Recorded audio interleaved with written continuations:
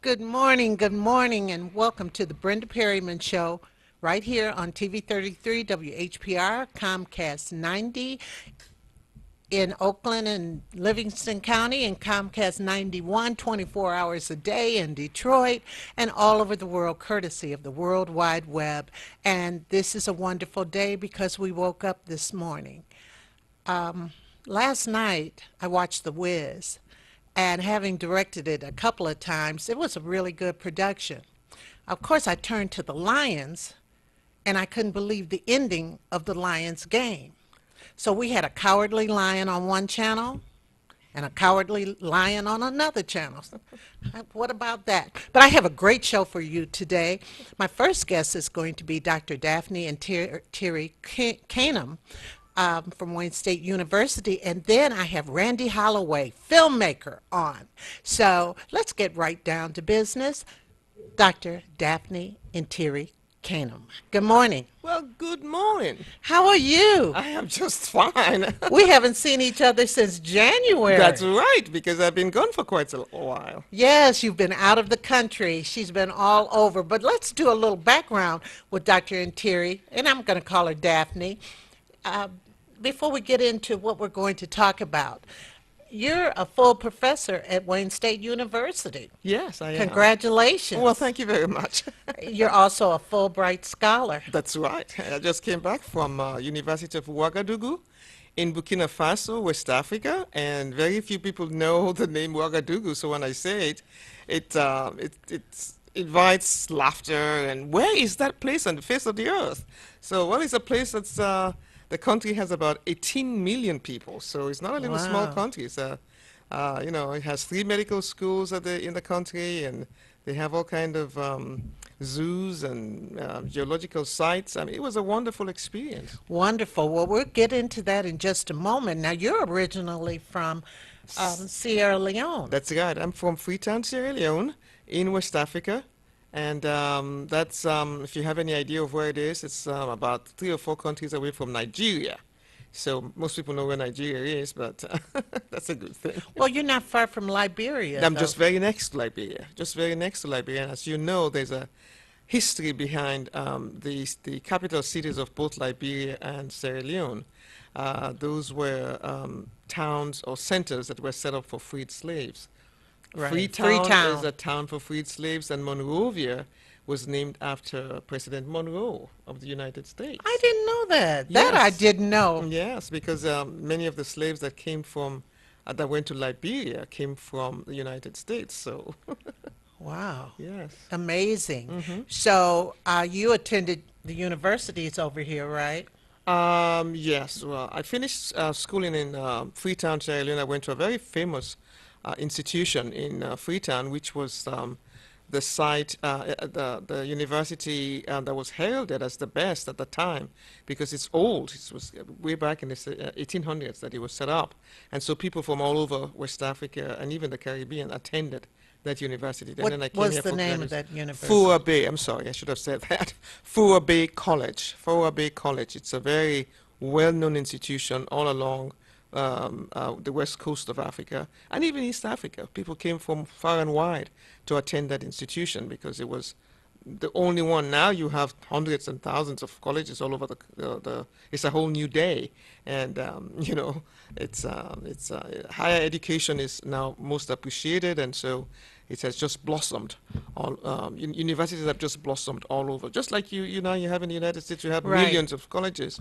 The same thing. There's a carryover And now there. there's so many colleges that are online colleges. Exactly. Oh, that's a new thing. And some of those are also in many of those institutions in Africa too. Americans are going over, Canadians, and there's all this foreign input that's creating the same. I mean, you would be very surprised that almost everybody in Ouagadougou where I was, all the students have their cell phone.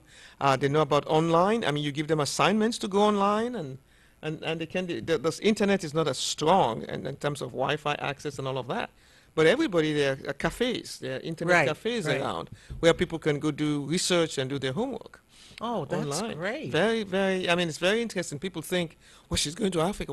Oh, no, I mean, They are abreast of everything. They're abreast of Of course. they're abreast of all I that. did not think that they Yeah. were wearing those little, Yeah, little. well, it depends on who's you're talking to. I I know, know, I right? know, I know. And Right. you went to Michigan State. Yeah, Michigan State is my school, my graduate school. I was, yes, I love Michigan State, of course. Go green. And Really? yeah, I got both my master's and my PhD from there, Department of College of Education. And so it's just a wonderful thing. And then here I am, ended up at Wayne State. So, Yes. I've stayed in And Michigan you're all, pretty green much all there my too. life. You're Yeah. green at Wayne Where, State. yeah, Yeah, yeah, Wayne yeah. State, yes. And when did you come to Wayne State? Well, I started teaching at Wayne State. Oh, you want to know? It's a long time ago. In 1987. 1987 was when I started at Wayne State, and I was in the College of what we used to call College of Lifelong Learning, in the Interdisciplinary Studies Department. It became a department. It was called a program at one time, and then it became a department.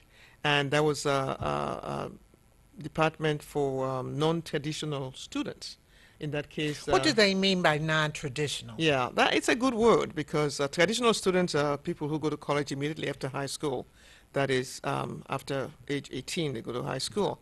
Non-traditional can be anywhere from, I think they start around 21 or 22, all the way to 100 years. And I did have a student in my class who was about 88. And Really? yes, and so you can have young and old, and it was a very that was a meaningful, productive experience because the students who came to the interdisciplinary studies department are motivated, highly motivated. They're not people that are said by their parents are asked to go to school. These are people who came because they wanted to. These are people who came because they needed that advanced degree to get promoted on their job. Right. These are people who came because they wanted their children, they wanted the community around them to know that they are capable. At that one time, I was smart. I wanted to prove to myself that I could get a degree. Right, right. And then they come and get one degree, and they wanted more and more and more. And it's tenacity that Yes. is associated with that. Exactly. Sticking to it. Stick-to-itiveness. That's a very good word.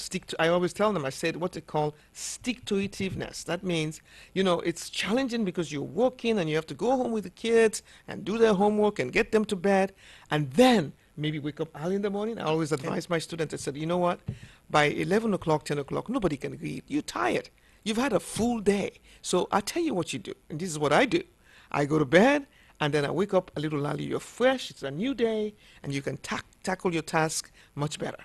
And that was very And the meaningful. results are so rewarding. Oh. So rewarding. Interdisciplinary Studies Department was one of the best things that Wayne State had. It's unfortunate that those programs, College of Lifelong Learning is gone, the Department of Interdisciplinary Studies is gone. Well, has anything kind of taken the place of that? I'm Or, sure very soon it will resurrect itself in some sense. I mean, it's needed. There's a need for it. So when there's a need, you always try to address that need. And I do think that in a short while, there will be some form of department that would address the need for non-traditional learners, because right now they're all absorbed into the mainstream of the right, they university. are. So But there are different needs when you're a non-traditional student. exactly, that's as I said. But Winston right now, you do have all of them mix and mingle with the young folks, but it's a little.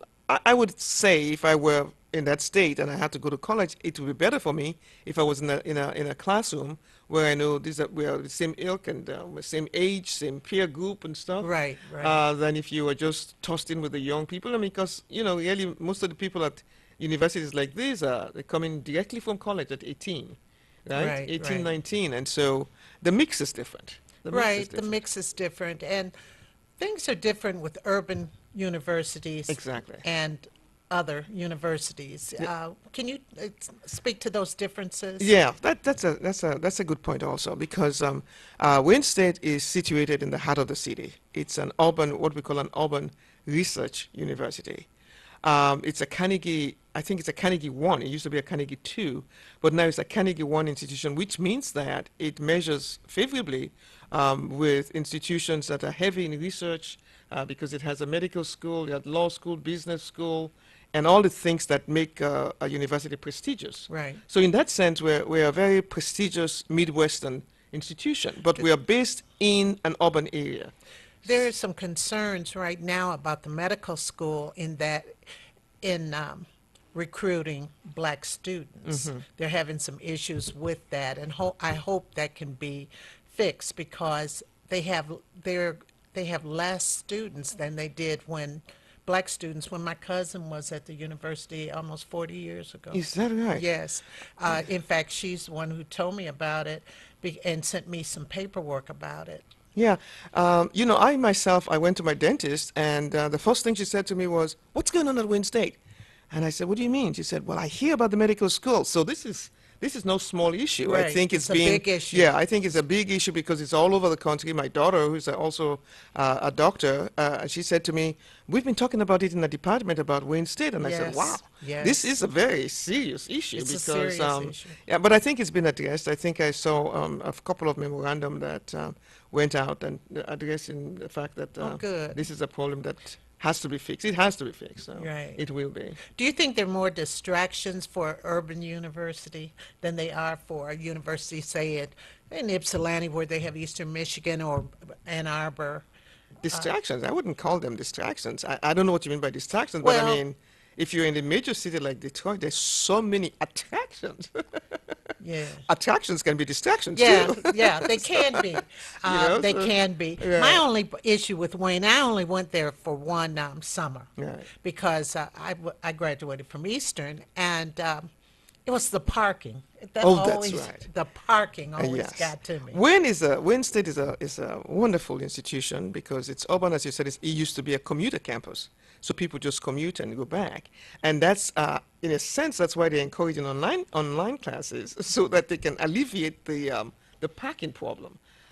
Everybody talks about it. Even the president, it's a concern for everybody, but it's an urban institution, and with urban institutions come a problem with space. So we're having that problem, but they're increasing the parking lots and all of that. But don't forget, this is an institution of about, what, 33,000 students? So It is getting bigger And and bigger, bigger, and yeah. that whole Midtown area is yes, just growing. jammed. I mean, yes, it's a good thing too. That's what we want to see. We want to see the influx of people coming in and enriching and benefiting from the power that Winston gives. So it's doing that, but at the same time, I know how many parking tickets I've gotten. I know that my car has been towed before, so I know it's a problem for the students and the faculty and everybody. And what's Yeah. so bad at those new parking meters, if you get a That's ticket, right. $45. I know. That is a satisfaction. I don't believe why they would do that. I mean, most of the students are poor and they have to park somewhere because they're going to get their books at a bookstore or they're going to go get something to eat. Or some of them, And this city doesn't have a good transit system. Yeah, yeah. Well, that's Yeah. what they're trying to do right now because, all that subway system that they're trying to create would really help us. Light rail. It would really, really help, I think, because we can move back and forth. I hope. Now, let's hope because, we have, what we have now is what, the thing downtown. Oh, the people mover? The people mover, yeah. That just goes in a circle. That's right. Well, it does its own job. It's supposed to do that, so it's doing that. So we are hoping this light rail will help us again, too. Well, to- Daphne, I've Yeah. always been very impressed with you about your devotion to literacy. Oh, yes. And I don't even know, we've known each other a long Yes, time. that's true. The ironic thing about Daphne and I is we don't even remember where Where we we met. But we've done a lot of things together, That's right. projects and so forth. And she's also had the Black United Fund. Yeah, no, it was black artist. Yeah, Yeah, a black- Marcus Belgrave. and Yes. all that, Oh, yeah. And Yeah. just a big supporter and promoter of Marcus Belgrave. Advocate, yeah. And I remember when you gave the concert down at Shane Park on his behalf. on Right. his behalf, yes, years That was a ago. wonderful thing, 1995, yeah. And Gosh. we had all the artists from all over, the jazz artists from everywhere. I do remember that. And that was a Yes. fun moment. It was yeah. fun. We had a large representation from Wayne State and from the community, and that was my first time in front of an audience of about 4,000 people. I couldn't believe it. It was Well, you had my earrings on. They were lucky earrings, you know. see what that happened. So They that's were- my friend Brenda. Yeah, we always just go back and And forth. forth. But literacy. Yeah. Why don't you give the audience a little quick background about why you're so devoted to making Detroit a literate city? Well, that is an easy question. because I think we all know what the demands of a new global society are. And we know that without literacy skills, a large size of our population in Detroit, our residents in Detroit, can go no further.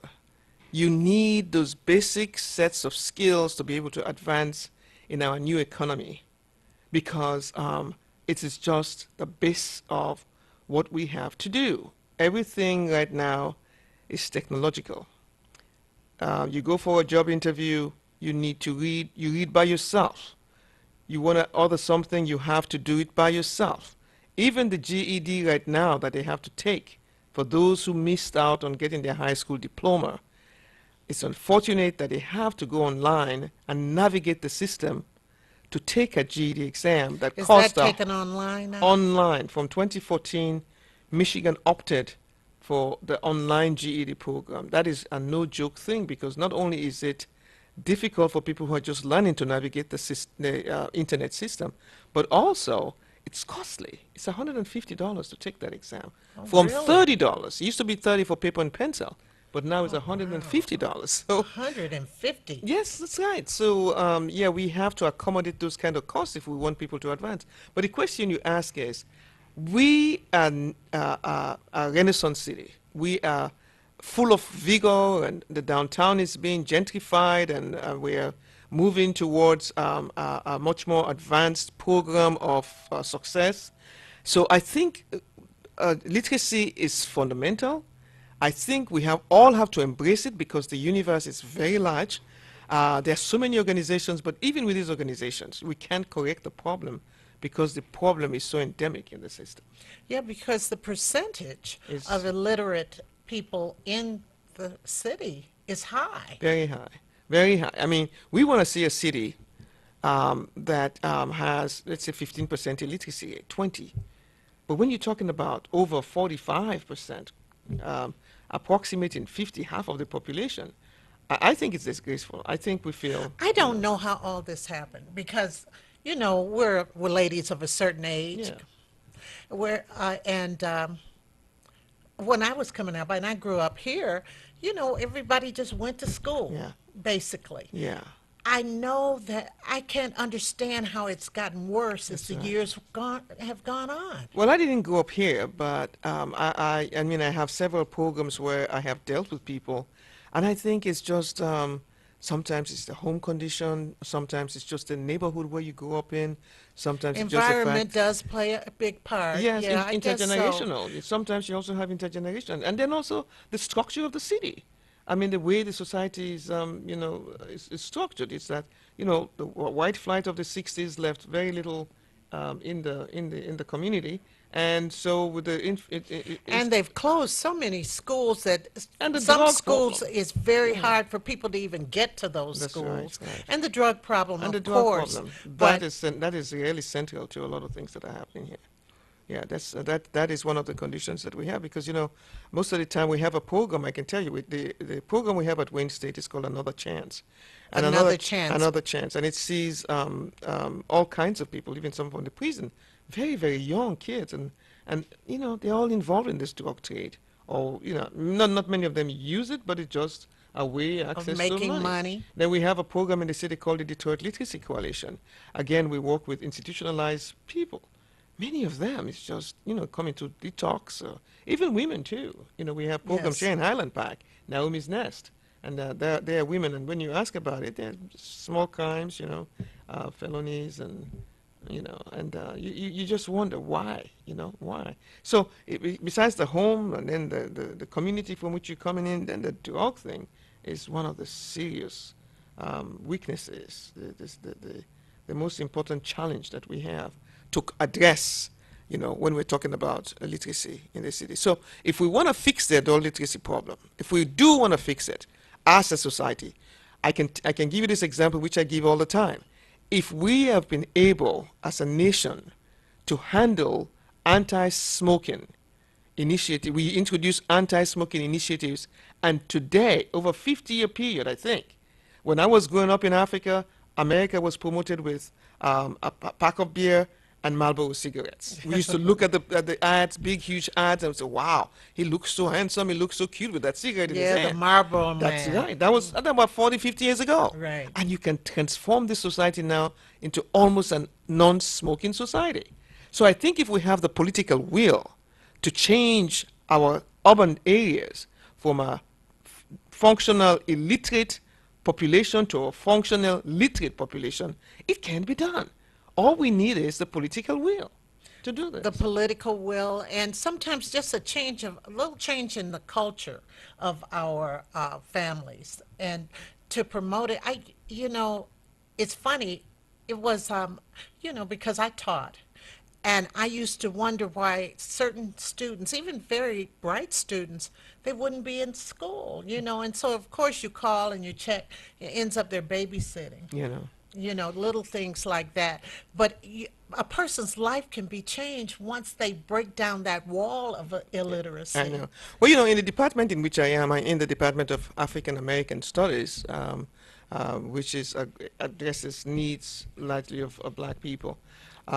I think we spend a lot of time really dealing with that issue. I mean, we have workshops, conferences, and again, this literacy program is. And you've spoken around the world about it. Oh haven't yes, you? I have, because when in Ouagadougou, I did a little bit of I was teaching, 60% teaching and 40% research, and so I spent some time really looking at what some of the other programs are out there, and the United States Agency for International Development spends a lot of time also with women. I looked at gender because I have a book, and I don't want to promote my book, but it's not. You It can doesn't. say it. Yeah, right. I have a book that came out early this year called Literacy as Gendered Discourse, Engaging the Voices of Women in Global Societies. So I am really for looking at women who have been deprived of the opportunity to go to school, because largely around the world, illiteracy wears a woman's face. Even in America, where opportunities for women and men are pretty much the same going to school, but illiteracy wears a woman's face even in America. So you can imagine what happens when you go around the world, because the women are supposed to take care of the babies or cook Right, or do right, this or do right, that. right. So, or use in farming and agricultural processes. So many of them drop out early to get married or to do this or do that. So I was very concerned with looking at some of the programs, and they're making a large amount of progress. I have to say that, because now in many of these African countries, and I guess countries around the world, there is what we call universal primary education, which never used to be the case. But Right. now everybody can go to school, boys and girls. They're encouraged to go to school for free, and so that For is a free. plus. Oh, Yes, that is a wow. plus. That is a major advancement in the process of educating the nations. Oh, okay. And gosh, we're coming to the end of this already. Is that a call, Michelle? Oh, I don't know if that was a call. So someone might have wanted to ask you Oh, something okay. prior to you going. But Yeah, okay. there's so much, and we can't. We have to have a special interview about your book. Right. Okay. Because that is Oh important, yes, and that's very women, important. Right. right? We got to make Gen- that. the nexus of women and literacy, that's is a very, very interesting topic. And every time I come to your show, we run out of time because there's so much to talk about. Right. And the thing about that makes everything so interesting are attitudes. Yes. Attitudes. I talked to a gentleman 2 nights ago who had an attitude about women's higher education. We have Catherine Oh, on the line. yeah, okay. Good morning. Good morning, Ms. Perryman, and to your guest. I will listen offline. May I have the title of the professor's book? And may I also have her name again? Okay. And thank you so much for taking the call, and I will listen offline for that information. All right. Thank you. Uh-huh. It's Dr. Daphne Ntiri. It would be the book is under. Ntiri is Ntiri. And Daphne? And Daphne is Daphne. And Dr. Daphne Ntiri, and the title of the book, The book is Literacy as Gendered Discourse, Literacy as Gendered Discourse. Engaging the Voices of Women in Global Societies. Now, where is that available? It's available online. It's published by Information Age Publishing, Information Age Publishing, and it's right online. You just go to Information Age Publishing or Google it, and it will come up. Right. So Yeah. let's have that title once more. Literacy as Gendered Discourse, Engaging the Voices of Women in Global Societies. Yes. That's, Important. That's yeah. an important work. Right. Well, yeah. thank you so much, Oh, darling. And thank you very And much. I got the opportunity to substitute for her down at Wayne That's a couple right. of years That's- ago. And from then, you got a student, one of my students. Yeah, in fact, she would have been here this morning, but she Oh, had to she's deal still with with her. you? She's still with me. That's almost 3 years. Yeah, she's still with me. That's She's very our nice. intern Oh, my and goodness. everything. So, Always good being on the show. I enjoy coming and. well, you got to bring the book, or Yes. we have to do that because this is such an important That's right. topic to our community. Right, right. So, thank you so much Well, again. thank you very much, and have a good one. And ladies and gentlemen, we'll be back in just a moment with Mr. Randy Holloway, filmmaker.